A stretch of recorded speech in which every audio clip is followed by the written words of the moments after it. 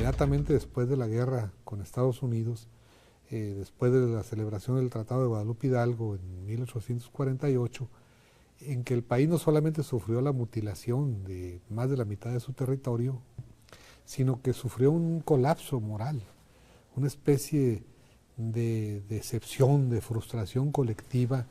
Yo creo que es el único momento en la historia que se parecería a este, yo así lo veo, ¿no? Donde muchos como que han perdido la esperanza, pues, ¿no? Pues en primer lugar, desde luego, la independencia. Dentro del contexto latinoamericano, México nace como nación de la descompostura, de la dispersión, de la fragmentación de las antiguas colonias españolas. Y luego el segundo momento, pues me parece a mí que es la reforma liberal, que debería llamarse la revolución liberal, la revolución política fundamental de México, ¿no? Porque más que una reforma fue un cambio a profundidad. Recuperar esta decisión por México, ¿no? Por construir la nación, entender que sin esa perspectiva de construcción nacional, como ellos lo vieron muy claramente, no tenía sentido las vidas de incluso personales, no solamente la vida colectiva. En la emisión de hoy, la doctora Estela Gutiérrez Garza entrevista al doctor Víctor Orozco sobre el tema las etapas fundacionales de la nación.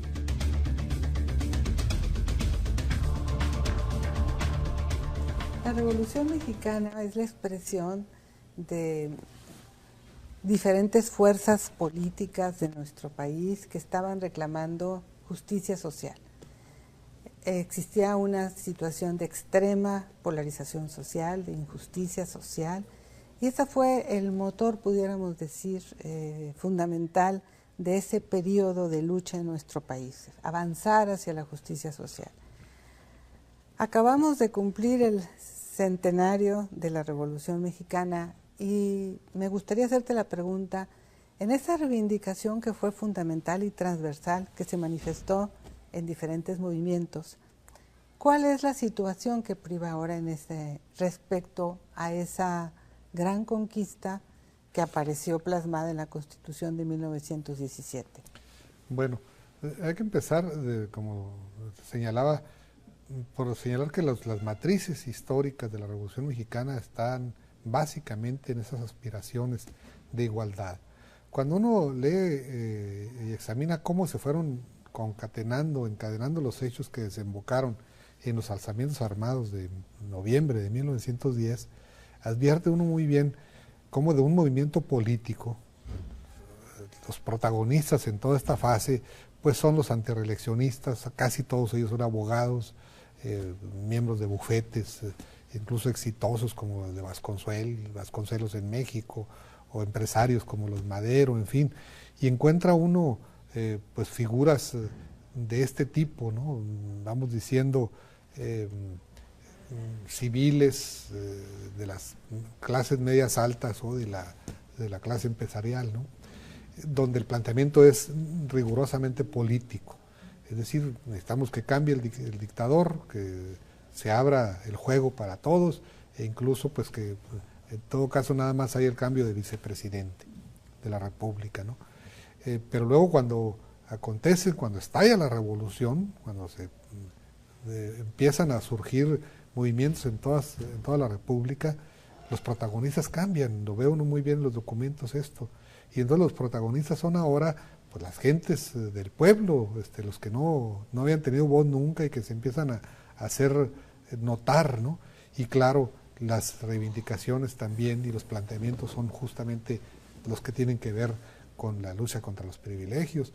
No queremos mandamases en los pueblos, no queremos ser menos que los obreros norteamericanos o que los técnicos norteamericanos, no queremos que nos pateen los ferrocarriles, los superintendentes ingleses o norteamericanos, etcétera, ¿no? Entonces, este componente social de la revolución es el que lo va a dotar de la solidez que tuvo el movimiento revolucionario.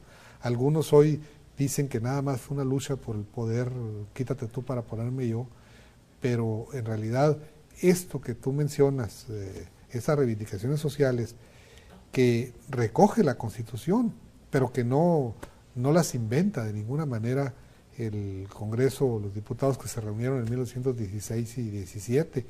Las encontramos en planes políticos muy desconocidos, algunos que están allí perdidos en algunas regiones del país, o en planes muy conocidos como el del Partido Liberal Mexicano de 1906 y en el segundo de 1911, en planes políticos como el plan de la empacadora que enarboló la insurrección en contra de Francisco I. Madero en Chihuahua, o en el plan de Ayala de 1911 de Emiliano Zapata, de noviembre de 1911. Entonces, todo esto lo que nos habla pues es que la Revolución Mexicana es un movimiento social del pueblo que viene desde abajo, de las profundidades de la nación en México. No es un movimiento solamente, aunque también lo es, solamente por la democracia política, aunque también eso es, ¿no? Entonces esos dos componentes de la Revolución Mexicana son los que la hacen ser un movimiento que sigue estando en los horizontes históricos de nuestro país y al que hay que acudir para examinar también la crisis presente, la crisis actual. Pero también la Revolución Mexicana es una respuesta a la crisis económica mundial que atravesó todas las naciones después de 1929. Hizo estragos, como lo sabemos, en muchísimos lugares del mundo, ¿no? Empobreció, depauperizó, hizo perder el empleo a millones de gentes, ¿no? México respondió de una manera que le permitió pues recomponer el aparato productivo y regresar en los años 40, ¿no? Y eso se debió a las grandes reformas que impulsó la Revolución o la administración, sobre todo la de Lázaro Cárdenas, y que no son tampoco inventadas, son expresión de lo que la mayoría de la nación había manifestado a través de la lucha armada, ¿no? Entonces, ¿qué queda de la Revolución Mexicana hoy? Queda el puro fantasma, la pura celebración que tú dices del centenario, el puro esqueleto vacío, sin nada, la pura caparazón. Bueno, eso es lo que una porción de la clase política, yo digo que la que está en el poder, quisiera que quedara de la Revolución Mexicana. Hay toda una corriente de ideólogos hoy de la derecha que dicen la Revolución Mexicana está muerta, es un cadáver, lo único que falta es enterrarla y olvidarnos de ella, ¿no? Y pasar a otra fase, ¿no? Que no sabemos todavía cuál será, pero distinta, ¿no? Esa posición me parece a mí que es olvidarse de la historia del pueblo mexicano, ¿no? Querer que, como decía un periodista amigo, que los mexicanos estemos siempre mordiéndonos la cola, ¿no? Que nunca estemos estando en círculo, ¿no? Sin identificar dónde están nuestros problemas, cuáles son los obstáculos a vencer, cuáles son las fuerzas que hay que vencer y cuáles son las que hay que impulsar. Entonces, desde mi punto de vista, del examen de la Revolución Mexicana y la herencia y el legado de la Revolución Mexicana está en esas fuerzas sociales que son las mismas de la Reforma Liberal y las con sus cambios históricos y sin extrapolaciones, las mismas de la independencia, ¿no? Son esas fuerzas libertarias, igualitarias, que son las que han dotado a este país de su columna vertebral, de su brújula histórica. Y hoy creo que esa brújula histórica es la que no debemos de perder. Y dentro de esa se encuentra también, desde mi punto de vista, la gesta y este gran movimiento social que constituyó la Revolución. Podríamos decir que estaríamos imaginando un largo ciclo histórico en donde en la Revolución de 1910 y en la Constitución de 1917 se garantizan los derechos sociales y derechos también democráticos, y que se abre un largo periodo en donde se está tratando de llevar a cabo estos dos principios rectores a una realidad mucho más constituida. y que estaríamos entonces frente a un escenario, Víctor, me lo imagino, de que lo que nos falta por cumplir en esta agenda, lo que tenemos ahorita y lo hemos visto en relación a la situación social, es la conformación de un estado de privilegios, en donde existen los monopolios, en donde las reglas no son iguales para todos, en relación al funcionamiento de la economía, en donde incluso algunas conquistas laborales por parte de los sindicatos se han visto disminuidos y que por lo tanto señalan que hay una vuelta hacia el pasado en este tipo de reivindicaciones. Y en la política, en el aspecto político, bueno, lo que nosotros observamos también es que efectivamente hemos transitado por una reforma electoral, por una legislación, por la constitución de órganos independientes, pero que el funcionamiento de los partidos no permiten que esas iniciativas cobren vigencia.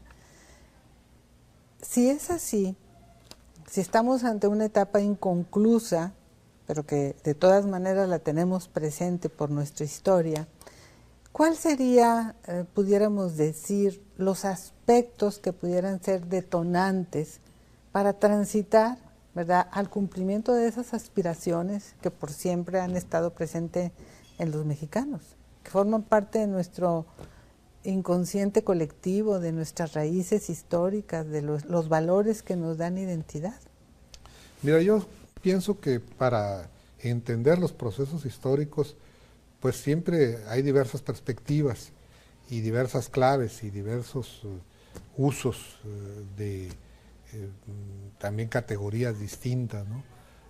Yo pienso que la perspectiva de la lucha de clases, de las correlaciones de fuerzas, es la perspectiva más segura para entender un proceso histórico. Algunos hablan de la crisis así como una crisis un poco por arriba, sin aterrizarla, en fin. Yo creo que todos los momentos históricos del país se pueden explicar a partir de quién avanza y quién retrocede, de qué momento están viviendo, en qué momento está viviendo de esa correlación de fuerzas, ¿no? La guerra de independencia representó un ascenso en las luchas de los de abajo, sobre todo la primera fase, ¿no? La consumación de la independencia representó un ascenso de los contrarios o de los que querían mantener los privilegios, ¿no? La guerra de reforma igual es una lucha donde las clases subalternas y los ideólogos de esas clases subalternas, las nacientes fuerzas sociales que construyeron la nación, crecieron y se desarrollaron, se desplegaron, se potenciaron. Igual sucedió durante la Revolución Mexicana. Las primeras fases de la Revolución Mexicana hay un ascenso. Ese ascenso no solamente lo podemos ver en el plano sindical o de las organizaciones campesinas o de esta constelación de fuerzas sociales que apuntaban en contra de los privilegios, también lo vemos en el movimiento cultural. La educación pública responde siempre a estas reivindicaciones de los de abajo, ¿no? Vasconcelos, por ejemplo, en la Secretaría de Educación Pública, inmediatamente después de la Revolución, durante el gobierno de Álvaro Obregón, indudablemente fue el gran impulsor, pero no es por su persona, no es que después se cambió de bando y desertó del proyecto revolucionario, es porque hay un ascenso en las luchas de clases en ese momento que exigen, o un ascenso más bien de los de abajo que exigen pues una educación masiva, igualitaria, que contribuya a desaparecer privilegios. Si nosotros nos atenemos a esta perspectiva, que es la que yo creo que es la más adecuada, podemos entender por qué fueron posibles las reformas en la época de Cárdenas, por qué fue posible la recuperación del petróleo, ¿no? Cuando las empresas petroleras, igual que ahora, no pagaban impuestos ni dejaban nada al país, ¿no? La fundación de las grandes instituciones nacionales, o sea, responden a qué correlación hay en el país.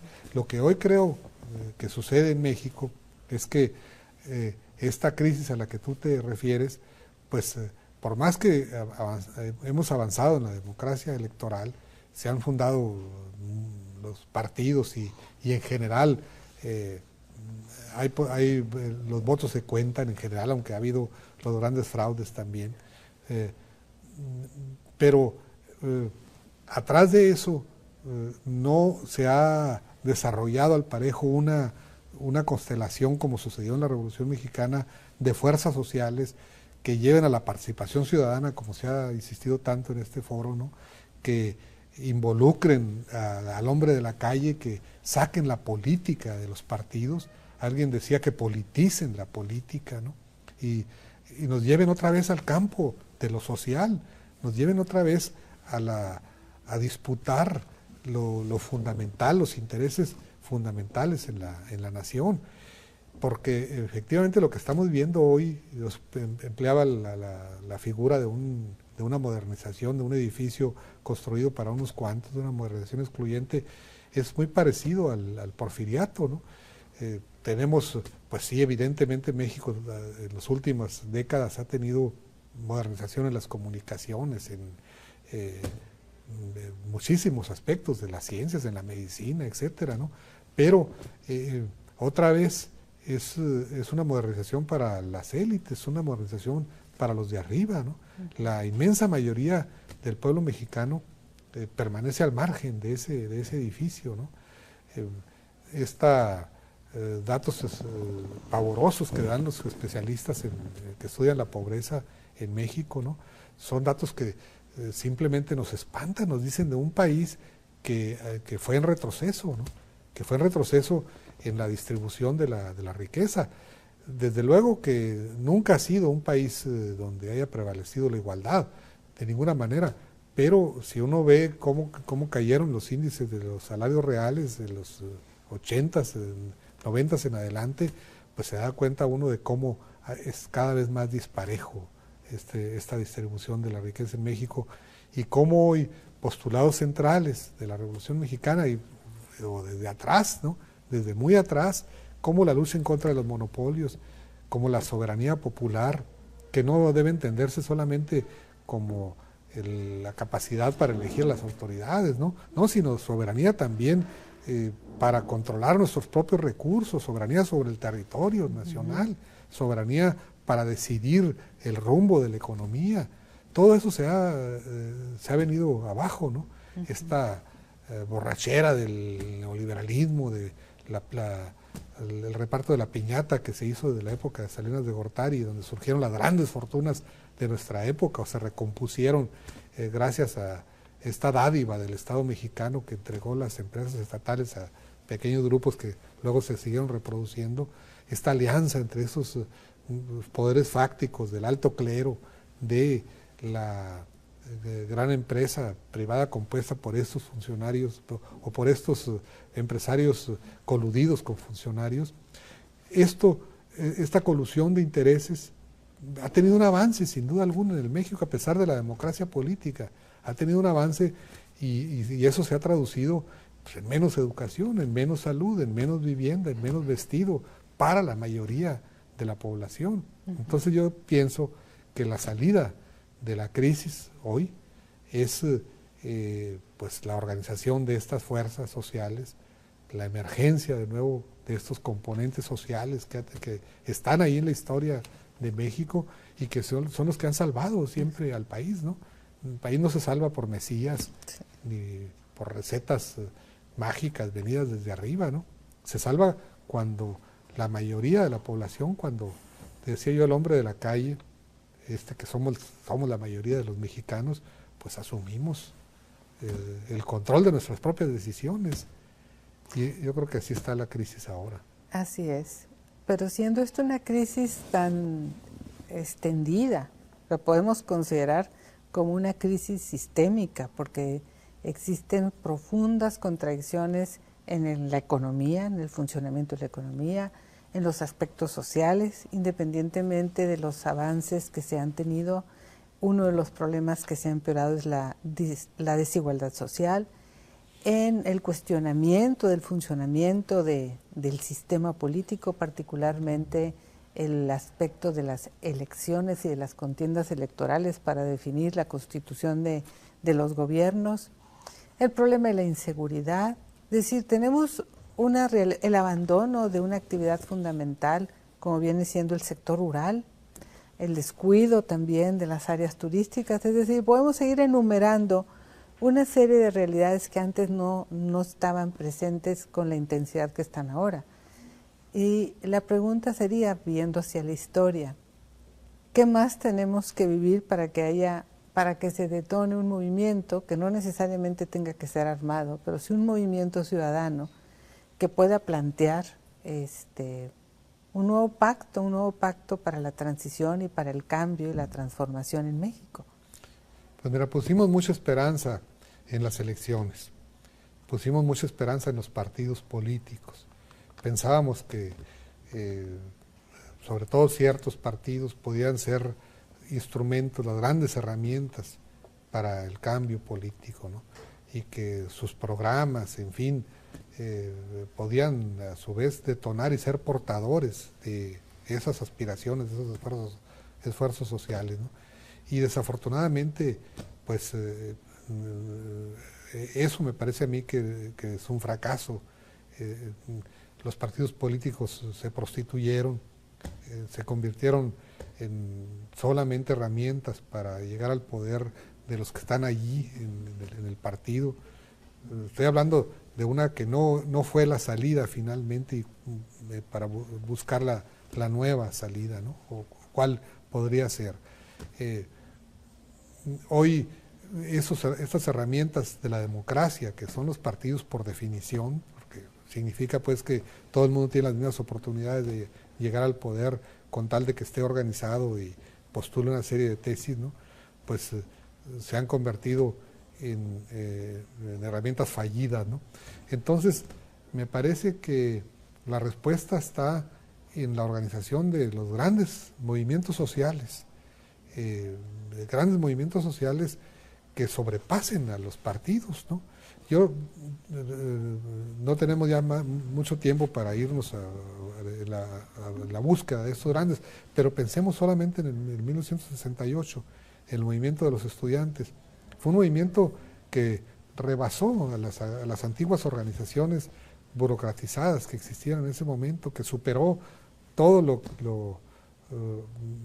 que estaba antes del momento organizado, ¿no? Y puso en crisis a los modelos de organización antiguos. Yo creo que hoy se va a generar en México, se está desarrollando ya un movimiento en el que se involucren sectores de la cultura, de la economía, de la producción, en fin, y que no va a pasar por los partidos hasta ahora, no va a pasar por los partidos que se han convertido más en un valladar, en una traba para impulsar estos movimientos sociales, ¿no? Pues ese será un movimiento armado, será un movimiento pacífico, pues la apuesta desde luego es a que sea un movimiento pacífico, ¿no?